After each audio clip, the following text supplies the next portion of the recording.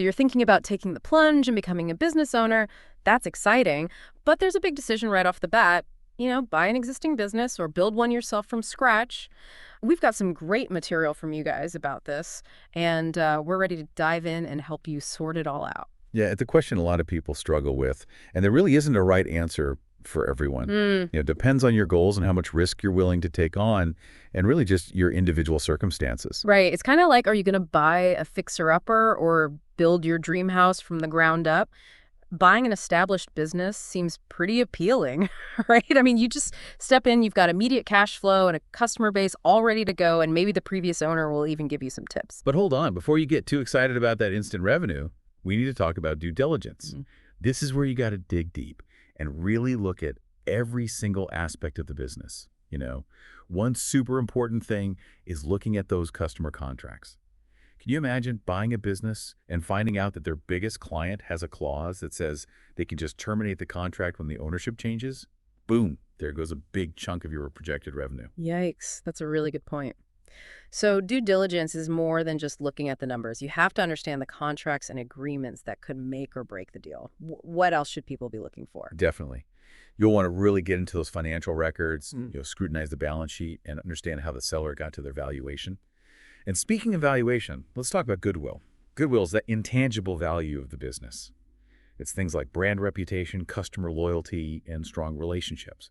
It's hard to put an exact number on, and it's often where negotiations get a little tricky. Okay, so goodwill is basically the extra you might pay for an established brand and reputation. How do you even put a price tag on something like that? Well, there are different methods you can use, like the excess earnings method. This looks at how much the business is expected to earn in the future beyond what a typical business in that industry would make, and that difference, that excess, is attributed to goodwill. But, it's based on projections and assumptions, so it can be a little bit of an art. It sounds like there's definitely room for interpretation. Yeah. So let's say you've done your due diligence, you've gone through the financials, and you feel good about the valuation. What are some of the advantages of taking over an existing business? Well, besides the immediate cash flow and having customers already lined up, it can be easier to get financing. Lenders are usually more comfortable backing a business that's already proven itself. And you also inherit all the systems and processes they have in place, which saves a ton of time, even if you plan on changing some things later. That's true. You're not starting from zero, so there's already a framework you can work with. But inheriting those systems could also be a drawback, right? What if those systems are outdated or inefficient? Oh, yeah. That's definitely something to think about.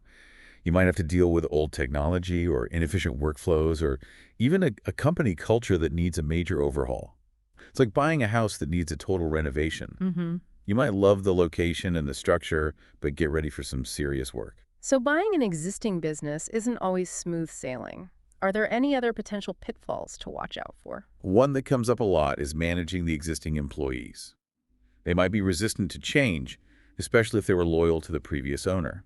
It's really important to talk about those concerns openly and clearly communicate your vision and make the team feel like they're a part of things. You're not just buying a business, you're getting a whole team of people. Yeah, that human element is so important, and people often forget about it. It's not just about the numbers, it's about leading and motivating people. Now let's flip things around and talk about starting a business from scratch. There's something really appealing about creating something totally your own, don't you think? Absolutely. It's the entrepreneurial dream.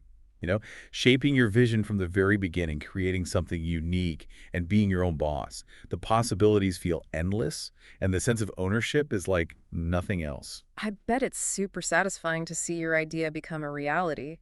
But I imagine there's a lot more uncertainty involved too, right? What are some of the risks of starting a new business? Well, first off, getting funding can be a huge hurdle. When you don't have a track record, you've really got to convince investors that your idea is worth their money. And you have to be ready for things to be slow at first. Building a customer base, finding suppliers, and figuring out your operations all takes time. You might not see a profit for a while, especially in those early stages. So patience and resilience are key for any new entrepreneur. What about the upsides, though? What are some of the unique advantages of starting from scratch? The freedom to create your vision without being limited by what's already there is a big one. You're not stuck with someone else's decisions or old systems. You get to design your business model, the company culture, and how everything operates from the ground up so it aligns with your values and goals. It's like having a blank canvas and getting to paint your masterpiece. You mentioned the challenges of getting funding for startups. Let's talk about that a little more. What are some of the metrics that investors look at when they're evaluating a new business? Investors are looking for signs that the business can be profitable and grow in the future. They'll analyze your financial projections and look at things like your burn rate, customer acquisition cost, and the lifetime value of a customer. The burn rate tells you how quickly you're spending your capital, and the customer acquisition cost shows how much it costs to get a new customer. And lifetime value estimates how much revenue a customer will bring in over their entire relationship with your business. Those metrics really show how efficiently you're using your resources and if your business model is sustainable over time. So it's not just about having a great idea, it's about showing that you can make that idea work and turn it into a profitable business. Now let's switch gears for a minute and talk about a real-world example that shows how acquisitions can help businesses grow and diversify. The story of Mars Incorporated. Oh yeah, the Mars family's journey is a fascinating one. It all started back in 1935 when Forrest Mars Sr. bought a company that made canned dog food. That one decision was the foundation for the pedigree pet food empire we know today. It's amazing how that one strategic move set them up for such massive growth. But what's really incredible is how Mars Incorporated has kept evolving and branching out over the years. They didn't just stick with pet food, they expanded into candy food and even drinks. Exactly. Their portfolio is incredibly diverse with brands like M&M's Snickers, Uncle Ben's Rice, and even Wrigley's Gum. It shows their long-term vision and how good they are at finding strategic acquisitions that complement and expand their existing businesses. So Mars Incorporated's story really highlights how buying an existing business can be a launchpad for getting into new markets. But we also saw from the material you sent that creating a new business to fill a gap in the market can be just as successful. So both paths have their advantages. Absolutely. Hmm. And that's the main point. Mm-hmm. There's no single right answer when it comes to choosing between buying an existing business or starting from scratch. Each path has its own unique pros and cons, and the best choice depends on you, your risk tolerance, and what you want to achieve in the long run. That's a great place to pause for a minute. We've covered a lot of ground from due diligence and valuation to the pros and cons of buying versus building. We even explored some of the financial metrics that investors look at closely. But before we finish this part of our deep dive, let's address one more crucial aspect that often gets overlooked, the legal side of things. Good point. Whether you're taking over an existing business or building your own from the ground up, understanding the legal landscape is essential. From contracts and intellectual property to compliance and regulations, legal considerations can make or break your venture. So we've got a lot more to unpack. When we come back, we'll dive into the legal side of things and give you the knowledge you need to navigate this complex but critical part of owning a business. Stay tuned. Welcome back. Before the break, we were talking about how important the legal stuff is. Whether you're buying a business or starting one, it can be a real minefield out there. Yeah, for sure. The legal side can be tricky, but it doesn't have to be overwhelming. With a little knowledge and the right guidance, you can handle it. Okay, so let's break it down. What are some of the key legal things someone should think about when they're buying an existing business? One of the first things you want to do is take a close look at all the contracts the business has. That means everything. Customer agreements, supplier contracts, leases, employment contracts. You need to know exactly what you're getting into, what obligations you'll have, and what potential problems could come up. Makes sense. You don't want any surprises hiding in the fine print. What about intellectual property? That's a big deal nowadays, especially for tech companies. Absolutely. Intellectual property, like trademarks, patents, copyrights, that's often a huge part of a business's value. You need to be sure that the business actually owns the intellectual property they say they do, and that everything's registered and filed correctly. So it's not just about having a cool logo or a catchy slogan. It's about making sure they have the legal right to use those things. What about compliance and regulations? That can seem like a whole other world, especially depending on the industry. Compliance is super important, and the regulations can be completely different depending on what kind of business it is and where it's located. For example, a company that makes food is going to have different rules to follow than a software company. It's crucial to understand what those rules and regulations are and make sure the business is playing by them. So it's not just about dotting your I's and crossing your... It's about knowing the specific rules for your industry and following them. Now, what about starting a business from scratch?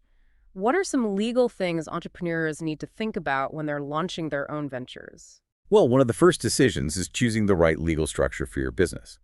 Are you going to operate as a sole proprietorship, a partnership, an LLC, a corporation? Yeah. Each one has different implications for liability taxes and administrative stuff. That's a big one. The legal structure you choose is like the foundation of your business. What are some of the things you should think about when making that decision? Protection from liability is a huge one. If you're a sole proprietorship or partnership, you're personally liable for the business's debts and obligations. But an LLC or a corporation separates your personal assets from the business. So choosing the right structure can protect you from personal financial ruin if things go south. What about taxes? How does the legal structure affect your tax obligations? Different structures are taxed differently. For example, if you have a sole proprietorship or partnership, the profits are taxed on your personal income tax return. But corporations are taxed separately. Understanding how taxes work for each structure is really important for keeping your tax burden low and staying compliant. Taxes are a part of life, but it's smart to structure your business in a way that minimizes what you owe. Now let's talk about contracts. Contracts are like the backbone of any business, wouldn't you say? Absolutely. Contracts set the terms of your agreements with everyone you know. Customers, suppliers, employees, stakeholders. You need clear, well-written contracts that protect your interests and help avoid disputes. So don't rely on handshakes or verbal agreements. Get it all in writing. What are some common mistakes entrepreneurs make with contracts? One common one is using generic templates without making them specific to their business. Another mistake is not clearly defining things like the scope of work payment terms or how to end the contract. Ambiguity in contracts can lead to misunderstandings and expensive legal battles down the line. It's worth taking the time to get your contracts right from the start. It could save you a lot of headaches and legal fees later on. Let's talk about intellectual property again. It's just as important for startups as it is for established businesses. Definitely. Protecting your intellectual property is essential right from the beginning. If you have a unique product, a special brand name, or valuable inventions, you'll want to secure trademarks, patents, or copyrights to protect what you've created from infringement. So protecting your intellectual property is like putting a fence around your valuable stuff. It keeps others from using or copying it without your permission. Now, what about employment law? What are some things startups should keep in mind when they're hiring their first employees? Employment law is a complicated area, and you need to comply with all the laws and regulations from minimum wage and overtime to anti-discrimination and workplace safety. You'll want to have clear employment agreements that lay out job responsibilities, compensation benefits, and how termination works. Right. It's about creating a work environment that's fair and follows the law. We've covered a lot of legal ground here, from contracts and intellectual property to compliance and employment law. It's a lot to take in, but I think the main takeaway is that the legal stuff isn't something you can ignore. It's a vital part of building a business that's successful and sustainable. Absolutely. Whether you're buying an existing business or starting your own, it's a good idea to talk to a lawyer early on. An experienced attorney can help you understand all the legal complexities, make good decisions, and make sure you're following all the applicable laws and regulations. It's like having a guide to help you avoid legal traps and stay on the right path. Now let's switch gears again and talk about something that often sparks a lot of debate: the franchise model. We touched on this earlier, but I think it deserves a closer look. Yeah, franchising is an interesting model. It combines elements of buying an existing business and starting from scratch. It's a way to benefit from a proven system and brand recognition while still having some freedom as an entrepreneur. So it's like getting a head start in a race, but you still have some control over how fast you run. What are some of the advantages of franchising? One of the biggest is that it's less risky than starting a business from scratch. You're benefiting from a system that already works, brand recognition that's already there, and ongoing support from the franchisor. So it's like having a safety net and a map to guide you. But there are some drawbacks too, right? Of course, you have to follow the franchisor's rules and how they do things, which can limit your creativity and flexibility. And you'll usually pay ongoing fees and royalties, which can affect your profits. So there's a trade-off between support and independence. You get guidance and a proven system, but you give up some control. What are some things someone should consider when they're evaluating a franchise opportunity? It's really important to do your research. Look into the franchisor's track record, their financial stability, and how much support they provide. You should also carefully review the franchise agreement, paying close attention to fees, royalties, restrictions on your territory, and what happens if you need to end the agreement. So due diligence is just as important with franchises as it is with buying a business. You need to understand the terms of the deal and make sure it's a good fit for you. Now let's talk about a specific example that shows how successful the franchise model can be, the fast food industry. The fast food industry is a great example of how franchising can make a business grow quickly. Think about companies like McDonald's, Subway, Domino's. Their success has a lot to do with their ability to copy their business model through franchising. It's amazing how they've kept things consistent and high quality across thousands of locations. But I bet it takes a special kind of person to thrive in a franchise. You're right. Successful franchisees are usually people who are comfortable following a system, pay attention to details, and have great customer service skills. They also need to be good with money and able to manage a team. So it's not just about loving the brand or the product, it's about having the right skills and mindset to run a successful franchise. Now let's shift gears one last time and talk about something that often gets forgotten in the excitement of starting a business, but it's super important: exit planning. Yeah, exit planning is figuring out your long-term goals for the business Right. and coming up with a plan for how you'll eventually transition out of ownership.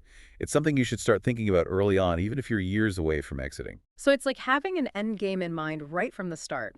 Why is exit planning so important, especially for people who are just starting out? Having an exit strategy can help you make better decisions throughout the life of your business. It makes you think about what you want to achieve in the long run, who might buy your business from you or take over, and how to structure your business to make it as valuable as possible. It's about creating a roadmap for the future so that all your hard work and investment will pay off when you're ready to move on to something new. We've covered so much in this part of our deep dive, from legal stuff and franchises to exit planning. It's been a whirlwind of information, but I think the key takeaway is that building a successful business isn't just about having a great idea. It's about building a strong foundation, understanding the rules, and planning for the future. I agree with you there. Whether you're buying a business, starting one up, or looking into franchising, you need to understand the legal, financial, and strategic parts of running a business. That's what sets you up for success. I think we're ready to move on to the last part of our deep dive, where we'll give you some practical tips and resources to help you make good decisions about your business journey. Stay tuned, because we're about to give you the tools you need to turn your entrepreneurial dreams into reality. Welcome back to our deep dive. In the first two parts, we talked about the pros and cons of buying a business versus starting one from scratch, and we dug into all the legal things you need to consider, and we even explored those franchise models and how to plan for your exit. So now in this final part, we're going to get practical and talk about some tips and resources to help you make smart decisions as you start your journey as an entrepreneur. Yeah, it's one thing to understand all the theory behind owning a business, but actually putting it all into practice is a whole other thing. So this last part, we're going to give you some actionable advice and point you in the direction of some really helpful resources that can guide you along the way. Awesome. Let's start with something that's always on the minds of new entrepreneurs: funding. Where can someone go to explore funding options for their business idea? Well, luckily, there are more options than ever before. Traditional bank loans are still around, especially for businesses that have a good track record and some collateral. Right, but getting a bank loan can be pretty tough, especially for startups that don't have that history yet. What are some other funding sources people can look into? You're right. Bank loans can be hard to get when you're just starting out. That's where alternative funding comes in. Hmm. Angel investors are a good example. They're individuals who invest their own money in startups they believe in, and they often bring a lot of expertise and mentorship to the table, as well as funding. So they're kind of like business mentors with money to invest. That's cool. What about venture capitalists? How are they different from angel investors? Venture capitalists are firms that pool money from a bunch of investors and then use it to invest in companies that have high growth potential. They usually invest larger amounts than angel investors, and they're willing to take on more risk because they're looking for companies that could bring in huge returns. So venture capital is like the major leagues of startup funding, but I bet it's not easy to get their attention. What can entrepreneurs do to make their businesses more appealing to those investors? At the end of the day, investors want to see businesses that can make a lot of money and grow quickly. So a strong business plan, a great management team, a big target market, and a unique value proposition are all things that can catch their eye. It's all about convincing them that your business has what it takes to be a big success. Now let's talk about something that people often overlook, especially when they're first starting out building a solid network. Why is networking so important for entrepreneurs? Networking is crucial for entrepreneurs. Building relationships with other business owners, mentors, advisors, potential customers, it opens doors to new opportunities, gives you valuable insights, and provides support when things get tough. It's like creating a safety net for your business. Where are some good places for entrepreneurs to connect with other people and grow their network? Industry events, conferences, trade shows, those are all great for meeting people in your field. And local business groups like chambers of commerce and entrepreneurial support groups can also be really helpful. And don't underestimate online platforms like LinkedIn for connecting with professionals. So get out there, shake some hands, and start building those connections. Now let's talk about something I'm really passionate about: continuous learning. What are some resources that entrepreneurs can use to keep improving their skills and knowledge? The business world is always changing, so staying ahead of the curve is super important. Books, podcasts, online courses, industry publications, all of those can help you learn and grow. I couldn't agree more. You should never stop learning. Now, before we wrap up our deep dive, I want to touch on something that's really important for every entrepreneur: self-care. It's so easy to get caught up in the hustle of building a business, but if you don't take care of yourself, you'll burn out, and that can hurt your success in the long run. That's so true. Entrepreneurship is a marathon, not a sprint. Yeah. Taking care of your physical and mental health is essential.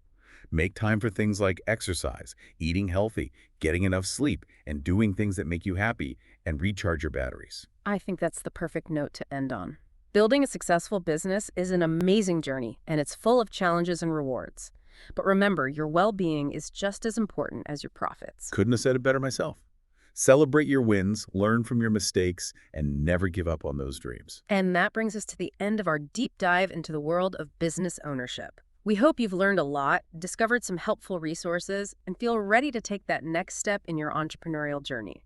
Remember, the business world is full of possibilities, and with the right mindset, preparation, and support, you can achieve incredible things. Good luck with all your endeavors. And remember, we're always here to help you navigate the ever-changing world of business. That's all for today's deep dive. Until next time, keep learning, keep growing, and keep that entrepreneurial spirit burning bright.